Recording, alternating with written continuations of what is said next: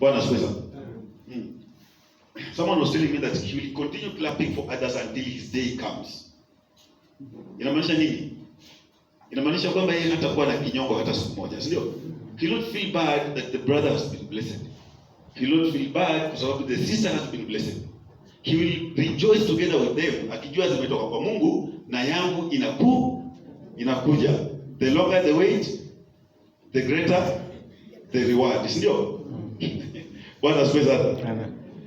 Ushaienda mahali watu wanajenga nyumba za ghorofa hivi. Unajua wanajenga, mwingine alijenga 10 years ago, mwingine amejenga 2 years back, mwingine amejenga last year. Unajua wewe hujajenga, Bwana asifiwe sana. By the time unaanza kujenga yako, hata miundo zimebadilika. Bwana asifiwe sana. So yako will be outstanding, sio? It will be the newest and the most modern. Sio? Because you waited upon the Lord. Sio? Sio kama tutapatana. The fact that you're not blessed now, the fact that you feel that you don't have what other people have today, doesn't mean that you have been forgotten. It doesn't mean that God had a way of bariki. It should not be the reason why you leave the faith here and move elsewhere. It should not be the reason why you lose trust in God. Ukijua kwamba already where you are, it has taken his hand. If it were not for that, hebu jiangalie some 5 years back or 10 or so. Some of us who are talking to you today, if you came to look for us some 10, 15, 20 years ago, you would have written us off completely. How can you do hata kama tulia exist? Unajua ile hali ambayo uko kwa mahali lakini people don't know that you are there. They don't even notice. Bwana asifiwe sana. Amen. Uko mahali lakini people don't even notice that you are there. But God brings you polepole, anakushika polepole until where you are today. Ukipita unasema na kijana fulani amepita hapa nani amepita hapa? Nani fulani amekuwa hapa? Hebu muulize fulani, uliza usiatuambia anasemaje na yeye pia. Bwana asifiwe sana. It is God. So if I had done that to where you are today, he will do it hata kuendelea mbele. Bwana asifiwe sana. He will give you great things. Therefore, do not be anxious, saying, what shall we eat? Or what shall we drink? Or what shall we wear? For the Gentiles seek after all these things. Hebu angalia kuna watu ambao hawajaokoka, sio? Sio wanatafuta hizo vitu. Wanatafuta hizo na wanapata tu. Tumesema kwamba our God anatupenda sisi wote. So there are things that he gives us, all of us equally, sio? Umekutana na mtu ambaye anatembea uchi leo, ambaye akili yake ni timamu, conscious yake iko. You know, when God takes away that consciousness in you, you will not even know kutembea uchi kwamba is wrong, sio? Any conscious person today that you met amevaa nguo, okay?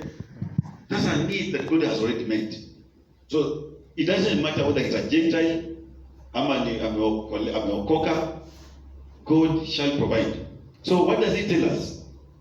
It tells us people who are saved to be a little different. Tuwe tofauti kidogo, sio? Ukienda chini hapo inasema namna gani? Tutafute kwanza ufalme wa Mungu na haki yake. Bwana asifiwe sana. Unaona hii division ambayo tunapewa kidogo. Gentiles wanazitafuta hizo vitu, so tusishughulikie sana kuzitafuta hizo. I mean kuwa anxious to be worried about them. Tutatoa wapi, tutafanya nini na nini? Because even Gentiles are looking for them, sio? So as a saved person, what are they telling you to do? Stopisha hapo kidogo. Sasa tafuta ufalme wa Mungu kwanza na haki yake. Hizi zingine ni bonuses. Sasa hizo ambazo Gentiles wanatafuta, they will be bonuses to us. Because they are already God's. Za Mungu kwanza. God shall give them to us. You might be lacking something in your life, or so you are telling yourself you are lucky. But the basic things, you will always have them. Na hiyo tunashukuru Mungu kwanza. Then now, hizo zingine unaziona kwa macho hizo, will go pole tunaelekea hapo. How then you can actually get them. And it's also true that there are people who can be blessed immensely na earthly possessions and are not righteous at all. Bwana asifiwe sana. So where you sit, usijiambie hata siku moja kwamba hao ndio wamebarikiwa, Mungu aliwaonekania, sisi wengine sijui. Who told you that? And maybe because yes, they just follow the principle ya kupata hizo vitu, sio? And if you try that, you can actually be like them or even surpass them. Bwana asifiwe sana. Sijui kama tunapatana. Tutafute ufalme wa Mungu kwanza na haki yake. Hizo zingine ambazo tunatafuta tutazidishiwa. Bwana asifiwe sana. Amen. Those are needs. So we want to look at, remember, you could have your needs and not have anything to offer ndani ya kanisa. Bwana asifiwe sana. Yeah. Because umekula na umevaa na umelala na pesa yako imeisha. Sio? Nataka kununua shamba ya kanisa, utatoa zingine gani? Ziko. But rightfully so. Hauna ile ulikuwa nayo ulinunua chakula jana, hata unajua utakula nyingine kesho kutoka wapi, lakini God atasupply, sio? That's what you're asking. But we want to be able to have something to facilitate the gospel. The gospel we were given free and we are offering it free. Sio? Ulipewa bure, unapeana bure. Ushaiuziwa injili hapa? Hata mimi sikuuziwa. Nilienda kanisani siku moja nikipeleka vijana wamezaliwa mapacha. Nikapatana huko na servant of God. Akauliza, tulisema hapa siku nyingine mapacha watazaliwa. Wako hapa? Hiyo kamtego nasi hapo. Na sikuwa I was not even sikuwa nafikiria hiyo mambo ya kwenda nitaenda kuokoka huko. Bwana asifiwe sana. We should be able to facilitate the gospel. So the gospel was given to us free, and we are giving it free. That's why we are preaching free. But facilitating that gospel requires kujitoa na pesa. Sio? Pesa. Today tumesikia pastor wetu ameenda wapi? Nakuru. Did he sleep in his house and woke up in Nakuru? No. Amelala tu alafu akamka yuko Nakuru. Kwa sababu ameenda Limuru. Amelala kwake tu alafu akamka yuko Nakuru? No. No. It was facilitated. Ina gharama. Kumove that injili ni gharama. We are here kuomba hapa leo, sio? Tunaomba free hapa. Injili tunahubiriwa free, lakini is it for free? This whole we pay, sio? So that's the thing we are saying, it must be in our pocket. So that then we are able to facilitate the gospel. Bwana asifiwe sana. There are people who do it on their own, kivyao. Utaona mchungaji mwenyewe anafanya hiyo vitu inaendelea watu wanakuja kuabudu. But it reaches a point where you also have to garamika. Hii injili ndio imove mbele, it is a responsibility of the Christians to ensure injili imesonga mbele. Okay? Responsibility yetu sisi wote kuensure kwamba hapa mahali imelipwa, kwamba injili inasenda somewhere, anything that is required to facilitate the gospel, it is the responsibility of us here yetu kuensure kwamba imefanyika. Bwana asifiwe sana. Amen. Will that thing happen kama hatuna pesa? One day hatuna pesa sisi wote hapa. Si watafunga hii mlango. Will we be able to be preached for free? No. What does it mean? It means watu wa Mungu lazima tuwe na kitu kwa mfuko, sio? Na hata ya kufanya sio hiyo tu peke yake, na hata kufanya mambo zingine, sio? Kuendelea. Is education a basic need? Is it? Yes. I don't know, it is good to have it. Ni mzuri sana watu wasome waendelee mbele. But it's not part of the basic needs. Ndio mtoto asome, you need money, sio? So you have to get money. Hiyo pesa ndio tunataka kuona tunaweza ipata namna gani na kuendelea. So it is possible. Na nataka hii eleweke vizuri sana. Bwana asifiwe sana. It's possible for someone not to have money and still be with God. Okay? Very possible. It's also possible for someone to have money and is not with God at all. Bwana asifiwe sana. Na hiyo pesa hajatoka kwa shetani. Mungu amempatia tu. Kwa sababu gani? Amefuata certain principles. And we'll talk about just two items under that category. category. Let's talk about, let's read Malachi 3:10. How you get earthly possessions. Utapata hizi vitu namna gani? Hizi kutoka kwa Mungu. We are saying Mungu ako nazo zote, lakini utazipata kwa namna gani ndio zikae kwako? Bwana asifiwe sana. Malachi 3:10. Hivi ndivyo Biblia inasema katika kitabu cha Malaki 3 mstari wa 10. Leteni zaka kamili ghalani, ili kiwemo chakula katika nyumba yangu. Ukanijaribu kwa njia hiyo, asema Bwana wa majeshi, ujue kama sitawafungulia madirisha ya mbinguni na kuwamwagieni baraka hata isiwepo nafsi ya kutosha au la. Bwana asifiwe sana. Bring the full tithe in the house, in God's in the storehouse of the Lord, that there may be food in my house, and thereby me to taste, says the Lord of hosts, if I will not open the windows of heaven for you and pour down for you blessings until there is no more need. One expression. That's one way of tapping into God's blessings, and specifically those earthly possessions. One expression. Hiyo ni njia moja ya kupata hizo vitu, hizo the wealth, utajiri, sio? Do you want a house? Build the house of the Lord. Lipa nyumba ya Mungu. Ukilipa nyumba ya Mungu hii, nyumba yako hakuna siku itafungwa. Bwana asifiwe sana. You will, am I saying that you don't like money? No, mara moja. Unajua kuna ile sijui kama nataka tuelewe kitu moja. You can be blessed na all these things, but at some point you will not have money. Sio? You don't have liquid cash. So unaenda kwa mtu mwambie ndugu yangu usinisaidie 10,000, atamwambia sina hiyo pesa. Sema na hiyo jamaa amebarikiwa anaendesha gari kubwa hata wala pesa kwa mfuko yao. At some point it lags. Haiko si mambo yake imesimama. If you come to me today na nilikuwa na 1,100 na nimelipia mtoto pesa yote imeisha, sio? So if I tell you I don't have money now, am I actually right? Am I saying that I can't afford? No. Am I saying that I cannot help? No. Wakati huo hakuna pesa. Na ieleweke hivyo. Bwana asifiwe sana. But I'm not lacking. Sikosi kwamba mambo yangu yote imekwama. Bwana asifiwe sana. If you do the work of the Lord, Mungu atafanya kazi yako. Bwana asifiwe sana. Hii nyumba ikilipwa consistently and you are taking part in that.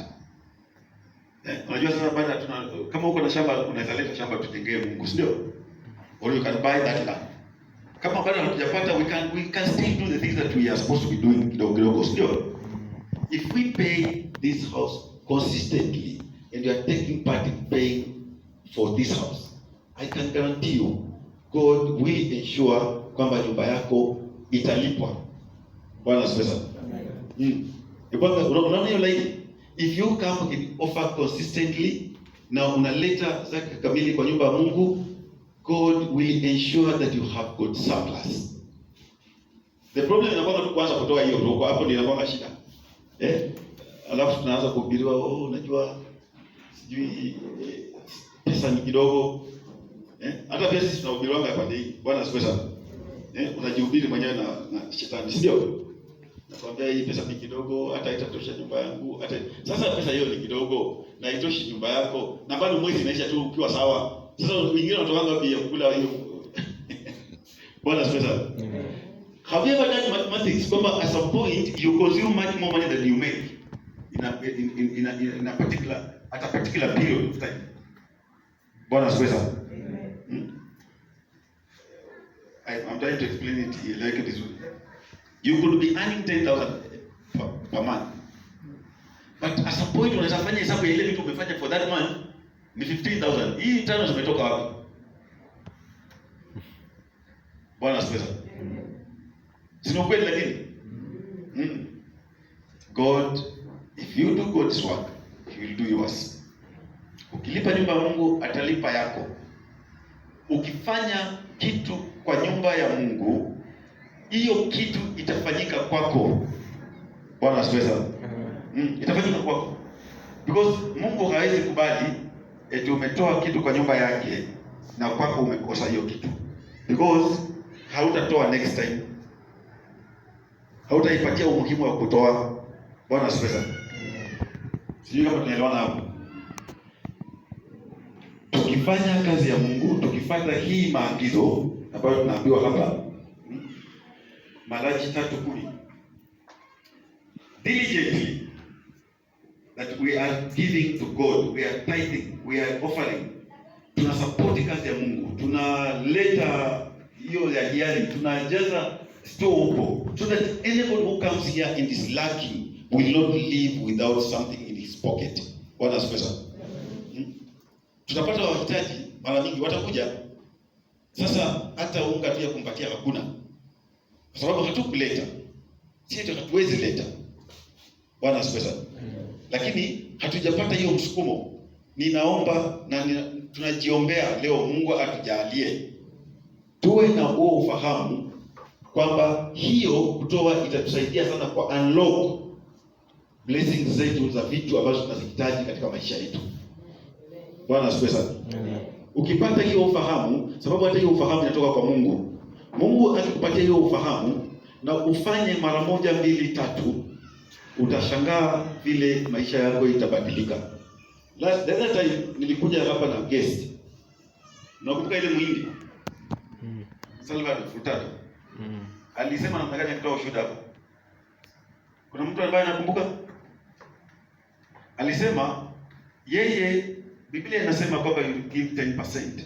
Katika wisdom yake alianza kupata ile msukumo ya kupeana 20%. Akawa anapeana 20%.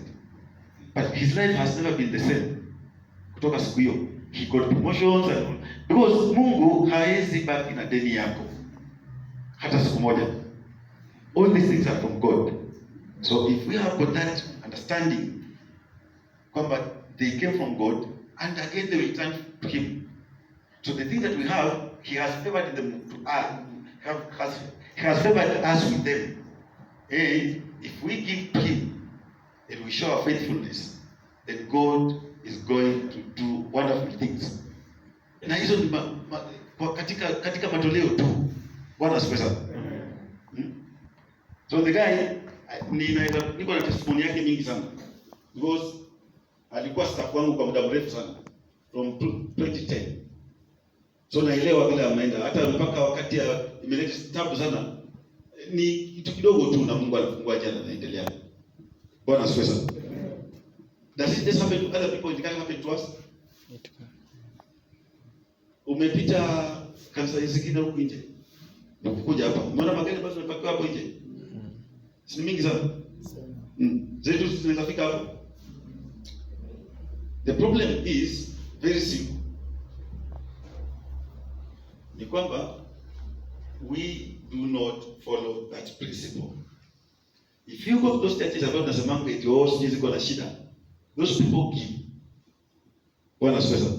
Wanaambiwa tu kitu kidogo na they have believed kwamba ukipeana unabarikiwa, ukitoa unabarikiwa. And it's actually a principle. If you do not give hizo surplus, I'm not saying that you don't get your needs. You'll get your needs. But hizo surplus also start forgetting them. Start jizoeshe kukaa bila hizo. Bwana asifiwe. Am I being clear? Ama ninachanganya kidogo? If you do not give ndani ya nyumba ya Mungu, if you do not support the work of the Lord na finances zako na vitu ulivyo navyo, jizoeshe kukaa bila hizo. Kwa sababu hazitakuja. Bwana asifiwe. You will get the grace ile ya Mungu ya neema hiyo ya kupata needs na kila kitu. But those things you are aspiring for, ambazo unaona mwenzako yuko nazo na wewe hauna, Go and ask that brother, go and ask that sister, how did you get this? Bwana asifiwe sana. It's not a lie. Ni ukweli kabisa. That's why it's written here. Endo muulize ndugu, hii kitu ukipata hii ulifanya nini? Nipatie siri. And if we were that wise, then we would be very far. Sababu we will not be ushaiona tukisema tutoe muda wanasema namna gani? Tunaangalia jina na kusema wale wanayo watoe. Sisemi hujasema lakini kuna watu wamesema, si ndio? Si ukweli lakini we have to be very honest. Si ukweli? Ama kwa roho yako hujasema lakini umesema hiyo ni ya watu ambao wako nazo wanatoanga. But katika uchache wako ile mwanamke alitoa peni mbili na suti, si ndio? All that she had. If you do that, you'll get that. These things. Zitakuja tu kwako. Anasema nijaribuni muone kama sitafungua madirisha ya mbinguni. It is still confirming that these good gifts come from God. Ndio. Neno la Mungu haliwezi kujicontradict. Haiwezi sema kwamba eti sasa eti nitao sijui nini itafanyika upate. It's saying, still confirming kwamba good gifts come from God. Na inasema kama sitafungua madirisha ya mbinguni, hizo baraka ziteremke hata ushindwe mahali ya kuziweka. More than your needs. Nimesema needs hizi ni vitu tunapata, si ndio? Gentiles wanapata, hata wokovu wanapata, and that's why we are getting them anyway. But more than your needs. Unajua kizungu wanasema kwamba tukisoma law, unasoma constitution, both the letter and the spirit. Sio? Vile imeandikwa na ile makusudio. Walikuwa wanakusudia nini wakisema hivi? So here unasikia the needs, you're talking about needs, but more than needs. Do you need something extra over and above your needs? Bwana asifiwe sana. Kuna mtu anatafuta kitu ambacho iko juu ya needs zake. Ama hatutaki, tumetosheka na needs. Tumetosheka na kupata chakula, na kupata malazi, na kupata nguo, na kupumua. Tumetosheka na hiyo? Kama tumetosheka then it's okay. But kama tunataka more than needs, that's why he says here. And pour down for you blessings until there is no more need. No more need. The needs have been addressed. So okay. So you're having surplus. Uko na mingi sana. If you aspire to get that, then this is exactly what you need to do. You need to do Malachi 3:10. Bwana asifiwe sana. It's very simple. You can actually do experiment here. Na useme kwamba tunajua kwamba nyumba inalipwa, nyumba ya Mungu. And you want to pay the rent. Sio? Take part in that. We do not have to advertise here. Eti mtu aseme kwamba sasa nyumba imefika. You can actually do that on your own. Unaenda unaona karani unampatia 10,000 zako. Do you have to offer 10,000? Not necessarily. Unaweza toa 500, go ahead. Unaweza toa 200, go ahead. Unaweza toa 100. Can you offer 50 shillings? Go ahead. You are taking part in facilitating the gospel. And as you take part in facilitating the gospel, God will facilitate your matters. Bwana asifiwe sana. Amen. It should not be something about tunaambiwa siku nyingine. Kwamba unajua sasa nyumba imefika kulipa something else. It should not happen. Let's not allow it. If you need anything over and above your needs, do not allow those things that zitakazwa hapa. Make your own commitment. But it is your responsibility to do that. But as you meet, you are responsible for that. As you are offering, God is doing your things. Huko nyuma hauwezi jua zinafanywa. We are just talking about earthly possessions, I'm not talking about anything else. You want to have them? Do that. Na utashinda hata mahali ya kuziweka. Bwana asifiwe sana.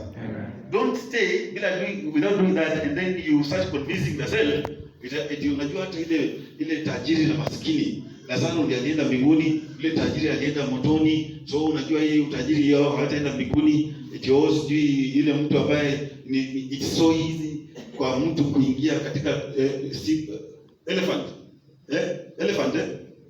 No, camel kuingia katika tundu la simba la sindano kuliko tajiri kwenda mbinguni. What was the context? Yesu alikuwa anasema hivi akimaanisha nini? What was the context? It was not what you are thinking. It was not what you are saying kwamba ni vizuri kukaa maskini tu ndio niende mbinguni. Eti sasa hizo vitu ukiwa tajiri hautaenda mbinguni. That is a lie. Bwana asifiwe sana. Amen. Get these things. Tap into these things. Get these blessings. Drive big cars. Own airports. Own brethren. Zico. Go for them. And you will see your life will be very different. Because you can easily facilitate certain matters bila kulialia. Bwana asifiwe sana. Amen. If you had money in your pocket, there are things you do not need to whine over. You just facilitate. Zinaendelea. If I wanted to come to church, I had money, I will enter in my car and drive and come here. Bwana asifiwe sana. Amen. Do you know how difficult it is kupanda matatu kutoka huko kwetu huko Utawala? Unakuja kanisani hapa. You get here saa 7 ya mchana. Bwana asifiwe sana. Na ndio kweli kabisa. Panda bus ianze kujaa na stops. Utafika hapa saa ngapi? If you had these things in your pocket, it becomes so easy to facilitate things. It becomes so easy to help your brother. It becomes so easy to assist someone who is needy because you have money. If you do not have it, sasa tunaangaliana tu. Kila mtu niko na shida, huyu mwingine niko na shida. Nani atasaidia nani? Why don't we be, tunaweza amuka, sio? Tunaweza jiondoa na tufanye hizi vitu and we get this and you can, unajua mimi siende mahali niko hapa tu. Bwana asifiwe sana. I'm not very old, although vijana wangu karibu wamenishinda urefu. But I'm not old. I'll be here for the next 50 or so years. And you will see this, you can ask me later. If you do these things diligently, you will get them. Sababu Mungu hadanganyi, si mwanadamu aseme uongo. He will do it. Even if it's not because of you, he will do it because of other people. Waone huyu alitoa na akapata. So that you understand? Bwana asifiwe sana. Number 2, how to get these earthly possessions. Acts 1:1-4. Bwana asifiwe. Matendo ya Mitume 1:1-4.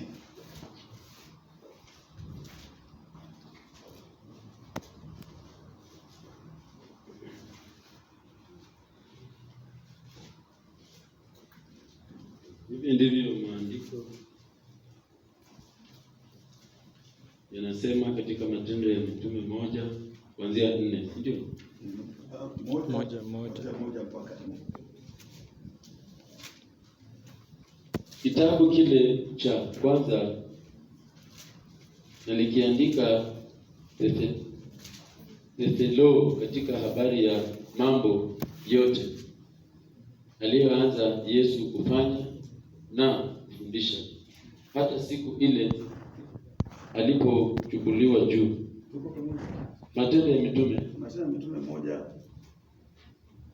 kuanzia kwenyewe 1:1.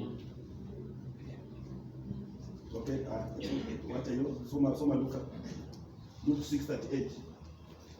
Just go back, tutaongea tu leo. Luka ngapi? 6:38.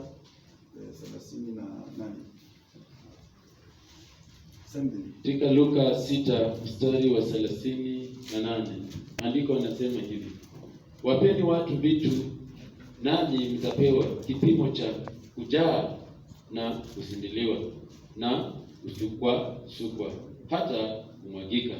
Ndicho watu watakachowapa vifuani mwenu, kwa kuwa kipimo kile kile umpacho ndicho utakachopewa. Tarudia tena: wapeni watu vitu, nanyi mtapewa kipimo cha kujaa na kusindiliwa na kusukwa hata kumwagika. Ndicho watu watakapowapa vifuani mwenu, kwa kuwa kipimo kile kile mpimacho ndicho utakachopimiwa. Amen. Give and it will be given to you. Good measure, pressed down, shaken together, running over, will be put into your lap. For the measure you use it will be measured back to you. Bwana asifiwe sana. Give people things. Patieni watu vitu. Amkopeshaye, apeanaye maskini, ama saidiaye mhitaji. Maskini not in the context of being poor, but in the context of being needy. Bwana asifiwe sana. If we fail to understand the context, tusipo angalia neno maudhui ama muktadha or something, ilikuwa inaandikwa kivipi, kumaanisha nini, then we may miss a point. The fact that I have what I have today, it doesn't mean that I cannot be needy. Yeah. It just means that I'm not poor still. Yes. So peaneni wahitaji, the needy, ndio. Peaneni wahitaji vitu, na hizo vitu zitarudishwa kwako kwa kipimo, si kwa kipimo kile tu. It shall be good, sio?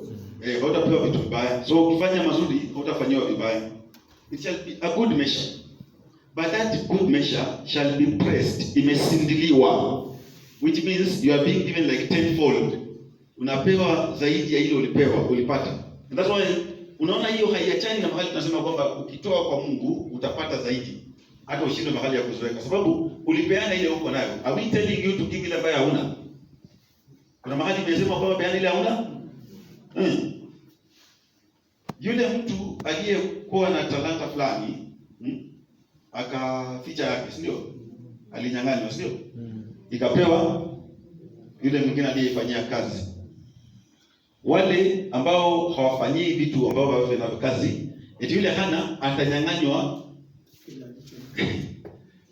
Sio? Unaona hiyo maandiko? Yule ambaye hana kitu atanyang'anywa,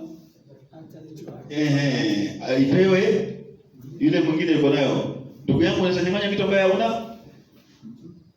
So is it true that kuna kitu ambacho tuko nacho kila mmoja, sio? It means that you have got something. Biblia, Mungu si mwongo. Hawezi sema ile kitu ambayo haiko. So hawezi sema kwamba eti kama hauna eti utanyang'anywa ile kidogo uko nayo ipewe mwingine. It means that you have something. Kuna kitu. There's something you are looking up to. Kuna kitu uko nayo. Hiyo kitu ndio inasema utanyang'anywa usipoifanyia kazi au usipo be offer. If you are just there, iko hapo na ikale, tutaichukua, tutapatia mwingine aendelee nayo kazi. Ndio. So it is true that all of us have something. Tuko na kitu. Hauna pesa, uko na mayai kwako moja. Hauna mayai, uko na kibiriti. You get that things you can offer, you can give to somebody. Chumvi ni pesa ngapi? 20 bob, sio? Mwingine ananunua unga ni 100 na kitu. Hata iko unga mpaka ya 90. Iko 20 bob ya chumvi, iko kiberiti. There's a time mahali ninakaa huko. Tukienda huko 2008, there were no people. The nearest shopping center ilikuwa ni Utawala Center. You actually walk 30 minutes, 40 minutes and 40 minutes back. Ungekosa kiberiti ukiwa huko na umefika hapa, ungekosa kiberiti, you will sleep hungry. Sababu na kila kitu iko, sababu hakuna neighbor hapo. So that kiberiti inakaa ni kama ya shilingi 5, but if you are somebody else, it could mean the whole world to that person. Ukipewa kitu unaanza kulalamika kwamba bado nimepewa kidogo. The only thing that brings problem is money. Ukienda ushago huko upatie shosho wako pesa, unamwambia kwamba hii ni 1000, alafu hesabu apate hakuna 100, anakuambia haya kijana, na 100 iko wapi? Na haikuwa pesa yake. Bwana asifiwe sana. Haikuwa pesa yake. So hata sema tu acha nishukuru na hii 900, atasema 100 iko wapi? Because you how do you say it? Ume offer kwanza na hata umemwambia ni idadi, si ndio? By the moment umesema idadi hiyo pesa sasa ni yake, si yako. Okay? So you shall not ever demand hiyo 100. Hello? Give things to the needy. The reason why the Gentiles or heathens or whatever are very rich is because they are very generous. And that's a principle. Bwana asifiwe sana. Hizo kanisa mnaona wao ukisema kwamba eti hao watu sijui wanaabudu nini, eti magari sijui 100 ziko hapa nje, hata sasa hivi tunaweza kaa hapa kesho mkiamua kufanya hiyo. Bwana asifiwe. Amen. There's a principle, and I don't know whether I should call this godly or whatever principle, but there's a principle of giving. If you give, you receive. Now you don't just receive what you give. You receive in good measure, pressed down, imesindiliwa, shaken. Hata baada ya kusindiliwa, unajua hata ukisindilia, you know, where we have got so many particles, hata ukisindilia hazikalianangi zote. You have to shake it a little. Kila kitu inatafuta space yake. You know this corona shook the world still. It shook the world. So ilipo tigiza ulimwengu, kila mtu alipata sehemu yake. Sasa similarly, if you give to people whatever you have according to your uwezo wako, we are not saying enda uipo peana watu. We are not saying enda peana watu milioni moja if you can only afford 10 shillings. No. What can you afford? Is there somebody who is in need? Your problems are not being solved because they can only be solved through assisting other people. There are problems that you cannot haziwezi malizwa kwako. Bwana asifiwe sana. Elewa hivyo. Kuna vitu zingine breakthrough hauwezi pata kwa maisha yako until you assist somebody else. And if you assist that person, zako zinafunguka. Bwana asifiwe sana. You are having a problem with your children. It might be that the breakthrough with your children is not what you are trying to do. It's helping another child somewhere who is so needy. And these kids will just come back to you. Bwana asifiwe sana. You have money. Nyumba kujenga imeleta shida sana. I was through that at some point. Unajaribu nyumba haiendi bwana. Miaka 3, miaka 4, miaka 5, miaka 6 haiendi mahali. The problem is not that house. The problem is there's someone somewhere that you are not really taking care of. If you do that, you are inateguka tunaendelea. Bwana asifiwe sana. If you understood that, you will have these things in plenty. Are you asking yourself where you get 1 million to buy a car? Bwana asifiwe sana. Very simple. Saidia mtu na 10,000 tu apeleke mtoto wake shuleni. Mwingine anajenga nyumba ikifika kwa dirisha na hakuna dirisha, mnunulie dirisha moja. Hiyo dirisha moja inaleta nyumba kwako. Bwana asifiwe sana. Because kwake that one grill, hii window moja is the whole world. Hiyo nyumba ile kitu imeleta shida, amemaliza ni hiyo dirisha peke yake na hawezi pata. Kwake hiyo peke yake akipata hiyo, huyo mjamaa ataomba. We are here today. How many of us that other people, when they go to sleep, they pray to God and say, if it were not for so and so, watoto wangu hawangekula leo. Singekuwa nafanya hii. Singekuwa na earning salary if it were not for so and so. Nini itazuia wewe so and so kubarikiwa? Kupata hizo vitu. Nini itazuia watoto wa huyo so and so kubarikiwa? Tell me. You go back kwa village yenu and you get the mzee who was there, watoto wake wamesoma, wamefanya vitu kubwa. The mzee did not go to school. Ask about that thing. They will tell you, huyo mzee alipokuwa kijana, alikuwa alikalisha watoto wa nani yake kwako, alikuwa analeta watoto wanakaa kwao hapo, wanakuwa wanaenda, wengine wanakuja. Because of that, kids wake wamekuwa blessed just like that. Bwana asifiwe sana. Today, ni shida sana. Tunasema kwamba ni mimi na peke yangu, sio? Yes. But the way God has blessed you is blessing you so that you can be a blessing to other people. Now you can start doing that the way around. Nani aliyai nipatia kitu nikakosa kumrudishia? Bwana asifiwe sana. Umenipa nini kwa mkono wako wewe mwenye haki? Bwana asifiwe sana. Amen. Give people things. Assist the needy. Ukienda huko nyumbani, God gives you the opportunity. Mungu anakupatia hiyo opportunity every now and then to better your life, to get these things. Ndio maana unatembea unapata mtu yuko na need, but akili yako imefungana. You can't even say, oh, by the way, someone has passed. Look at Ibrahim. Hata akija kuambiwa kwamba eti anaenda watoto sala yake atapata mtoto. Alifanya nini? Aliambiwa kwa barabara huko. Aliambiwa aje? He saw people passing kwa road. He welcomed them kwa nyumba yake, akawapikia, wakakula, wakashiba. Waliposhiba wakataka kuambia, wakasema, hebu ita mke wako. Iko sawa, sio? Ika mke wako, unajua wakati mwingine kama saa hii next time mtoto atakuwa hapa. Bwana asifiwe sana. Ndio wanaweza kukojeana na malaika mambo ya Lut.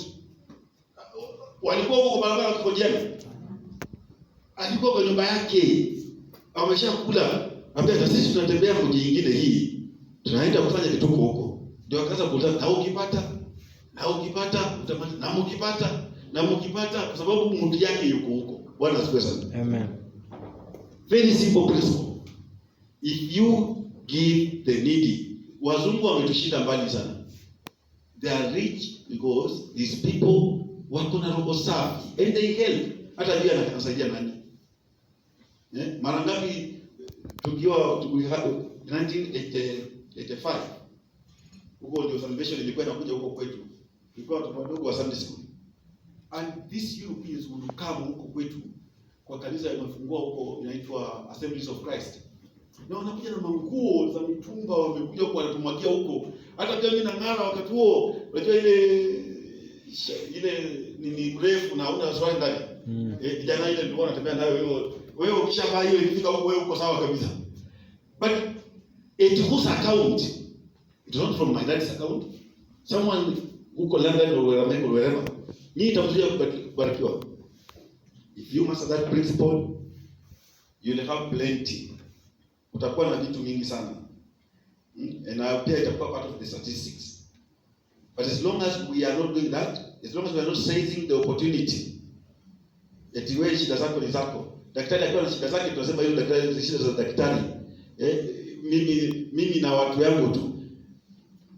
Everybody shall assist a colleague according to their capacity and capability.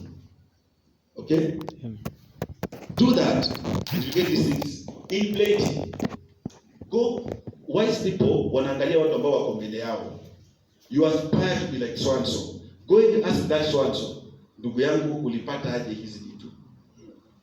Because it's not true that azaliwa nazo. Okay, tuko kwa kanisa hapa, si ndio? Na tuko na wasi hapo. Wasi azaliwa na hizi vitu? No. Si hata mimi mlikuwa hapa mkiona akiwa na nyinyi hapa. Daktari, uzaliwa na hizi vitu? Mimi sikuzaliwa nazo. That's why I'm telling you, if you came to look for me some 15 or so years back, you would have written me off completely. Nimefika, bado sijafika. Si ndio? Maybe I also need more. So I should also do more and give more and assist needy. Kwa vile jikwenu huko, ukitoka hapo ukienda nyumbani, nunua hizi vitu hapa, is only 20 bob. Zingine t-shirt 50 bob, buy kadhaa, enda patia. Hiyo t-shirt unasema ni ya 50 bob hapa. My brother, if you give it to another brother huko nyumbani, hiyo ni Sunday best yake. The guy will hata akienda kwa ile pombe yake anaenda akisema mtoto wa fulani huyo abarikiwe. Utakosa kubarikiwa namna gani? Bwana asifiwe sana. Utakosa kubarikiwa namna gani? If you help other people with their problems, God helps you deals with their problems. One example is this young man called Yusuf. Joseph alikuwa mtoto wa nani? Jacob, sio? Joseph alikuwa ni mtu wa ndoto, sio? Ndoto. Alikuwa anaota, nasema imefanyika. But you can see Joseph alikuwa na shida sana. Amechukuliwa na brothers wake, ameuzwa utumwani. Sawa? Akiwa utumwani huko, amepelekwa kwa nyumba ya Potifa. He is serving other people diligently. And as he is serving other people diligently, God is addressing his dream. And his dream by then was to meet the father. Hata mpaka amefikiria kwamba babake amekufa. hapo imeleta shida. Yuko pale anasaa, naye mama anaona ni kama ni mwanaume. Anatoka hapa anapelekwa kwa jela. He is in need himself. Sababu ukiwa kwa gereza, you are praying that wewe ndio una shida, hata uonewe huruma usaidiwe. Lakini yeye, he's helping people with their dreams. Okay? He's not helping people by interpreting their dreams. Akiwa kwa jela huko. Angekuwa anasema kwamba hapana, mimi nataka nisaidiwe na Pharaoh, sio? Lakini anasema wewe Pharaoh, hii dream inamaanisha kitu fulani. Anaanza kusaidia Egypt how to prepare for hizo calamities za kuja. Bwana asifiwe sana. As he's doing that, the camels are loading. The father, camels are loading huko kwao kukuja kuwaunite pamoja. As you help other people solve their problems, God is addressing your problems. Bwana asifiwe sana. Amen. If you focus on your problems yourself, you will never get breakthrough. If you allow yourself to help other people, to serve other people, to assist other people, I know you have rent arrears. Mtu akija hapa akasema kwamba mimi nyumba yangu sijalipa, wewe uko na arrears already, lakini uko na 200 zalipa arrears yako. Why don't you give 100 towards this brother and see whether Mungu atafungua yako? Every time you have a small money in your pocket that cannot build your house, that money is a seed. Bwana asifiwe sana. Hata ukianza hiyo, tunataka kujenga nyumba ya milioni 5. Ndio? Na wewe huko tuna 500,000. Okay, uko na 100,000. Hiyo itakujengea nyumba ya milioni 5? No. Kanini? No. Haiwezi. Hata ukiweka hiyo pesa hapo na ujenge, itakaa hapo na for the next 10 years, 20 years, hiyo pesa ilizamia hapo na iko hapo, kuna nyumba yenyewe mahali. If you try whatever I'm talking about today, whatever the Bible is telling us today, and help somebody else, ask all these people. Uliza, unajua hatuendi mahali, tumeenda mahali. And I think God also had a purpose today. Kwa daktari amekuja, daktari tulikuwa tumepanga ukuje. Mtu apate nafasi ya muuliza hapo nje, daktari, ndio ujenge nyumba yako, nini ingine ulifanya? Anaweza kupatia kasiri, sio? Mimi sijui hiyo siri, anaweza kupatia kasiri. Sababu pia sisi wacho, sio? We aspire, we want everybody to be blessed. Atakwambia kando na kusoma, kando na kuwa mtu wa Mungu, kuna mahali nilisaidia kidogo hivi. Hata ukija ukiona pia kidogo naweza kuambia yenyewe, kuna kitu nilifanya hivi kidogo. Na wewe pia uweke hiyo siri. Bwana asifiwe sana. Nikusaidie. Bwana asifiwe sana. Amen. So as we finish, we should know that some of the problems that we are dealing with, the breakthrough is not dependent on us. Inategemea umesaidia mtu mwingine kusolve problem kama hiyo wapi ama ingine wapi, then yangu inaanza kufunguka pole pole. Bwana asifiwe sana. Amen. Na zinaweza kuwa mingi sana, si moja hiyo tu peke yake. Kuna story mingi sana hapa. Daudi anachunga ng'ombe za baba yake huko, just serving the father. Ametupwa huko. When he's doing that, already the anointment is coming from someone huko kuja kumfanya kuwa mfalme. Alikuwa na vijana wengine ndume walikuwa kwa hiyo ngoma, who are not serving. So even serving here in the church, ukutumika hiyo, kutumika hiyo peke yake inafungua mambo zingine somewhere else. Wewe unakufagia kwa bidii sana. Wewe ni mhubiri kwa ujasiri sana. Wewe ni mwimbaji, imba kwa bidii sana. Wewe ni toa kwa bidii kabisa. Bwana asifiwe sana. Amen. Ukiwa na huruma, kwa huruma zaidi.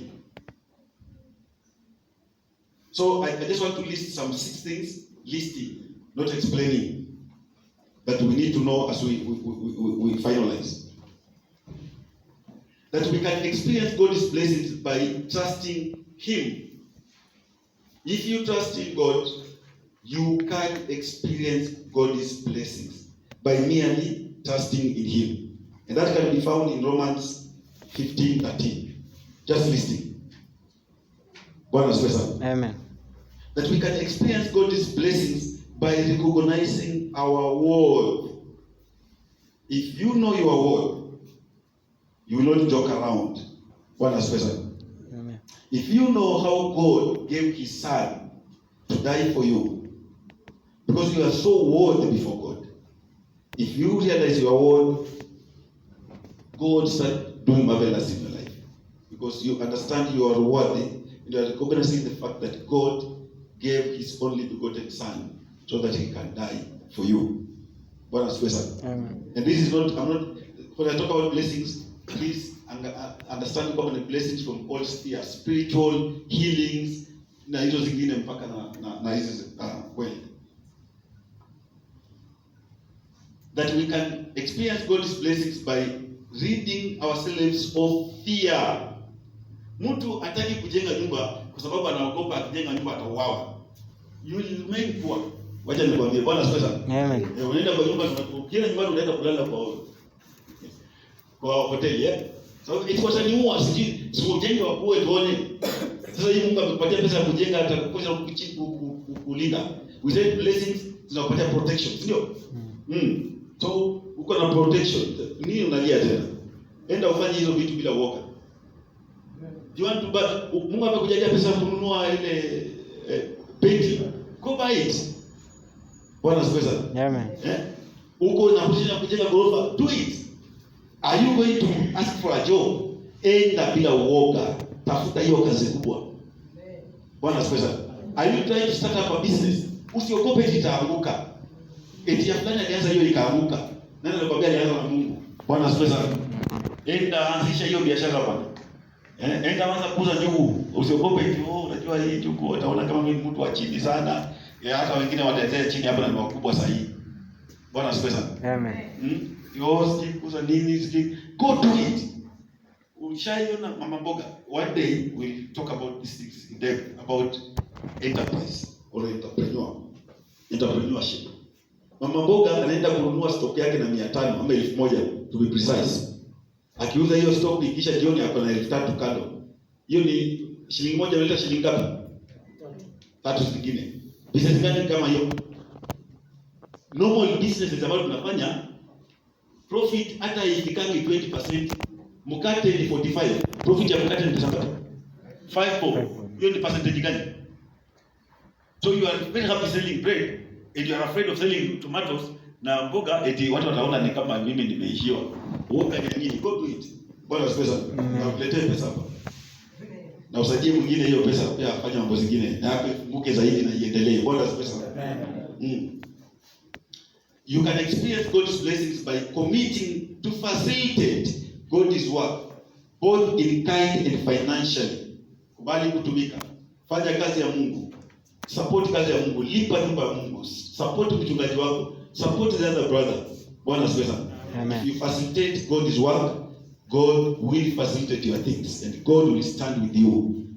I have never seen a person, I've never heard of a person ambaye alifanya kazi ya Mungu, ambaye alisupport kazi ya Mungu, ambaye alitoa fedha zake kwa kazi ya Mungu, ambaye aliishiwa. Bwana asifiwe sana. Amen. Lakini anaendelea.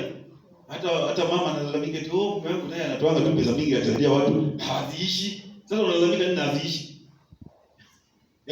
Bwana asifiwe sana. Mzee analalamika eti mama is very generous.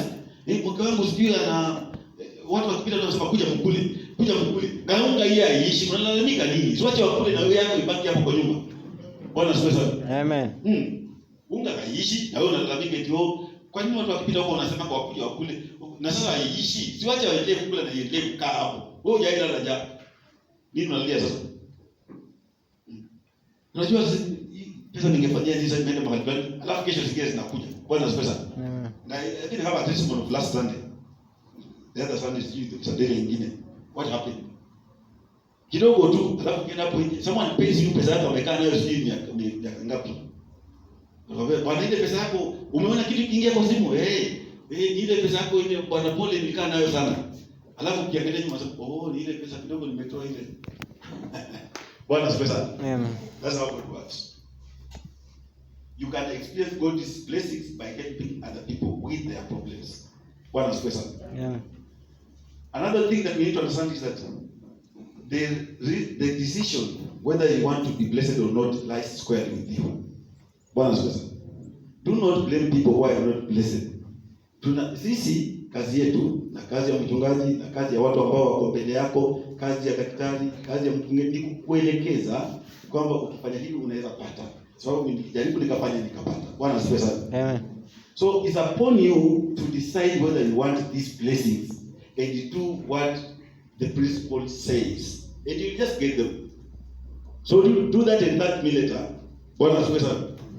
But even if you don't thank me, tutaona tu umefanya na umepata. Na tutashukuru Mungu. Sio kwa sababu ya hiyo tu, tutashukuru Mungu kwa sababu ya kupatia ufahamu, sababu si wote watakuwa na hiyo ufahamu. Bwana asifiwe sana. Amen. Haleluya. Amen. Tuko pamoja eh? Amen. So hii kazi tutafanya, sio? Amen. Kutoka kwa moyo. Amen. Ukifanya kazi fanya ndani ya moyo. If you offer ndani ya moyo. Kila kitu unafanya ndani ya moyo. Ukifanya ndani ya moyo utaiona nje. It's very possible that unaweza toa pesa yako na si kwa moyo, tupatie jambo. Na hata tunaona tu ukitembea huko vile. Bado the Bible tells us, unapanda kwa uchungu, unafuna kwa furaha. Kwa furaha. Because that's the only money that you get. Hata utatembea kutoka hapa kwenda South B na mguu sasa. Sababu ulikuwa na 100 na hiyo 100 ndio umetoa hapa.